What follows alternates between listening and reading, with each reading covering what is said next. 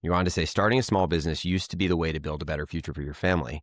Owning your time, owning your labor, owning that identity and tradition over generations, staying independent. I can't help but notice that there's a connection there to like a very foundational, if not the foundational American myth, which is freedom. Why are independent small businesses so essential for optimism in the economy and more broadly in the US? I think freedom comes from a lot of different areas, but for me, when I think about independent business or why I'm a business owner, it's about this sense of intellectual ownership Hmm. over your time, over Hmm. what you decide to do, over creating something in the world. There is a sense of high agency in that work. I think there's also a freedom in the sense of, not every independent business necessarily is attached to a property. You don't have to have real assets in order to obviously have an independent business, but for farms and ranches, oftentimes it is attached to real assets. And so I think that there's a sense of freedom is not just about the access to that. Freedom is the feedback loop that you can figure things out on your own. Like the feeling of free. What does it mean to feel free?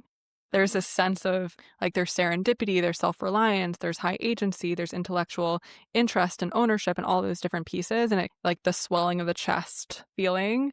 So I've thought about that a lot. And so I think when it comes to staying independent, there is a piece of that is really important. Obviously, you can get financial freedom in some ways, but it doesn't come necessarily with all the other parts of freedom.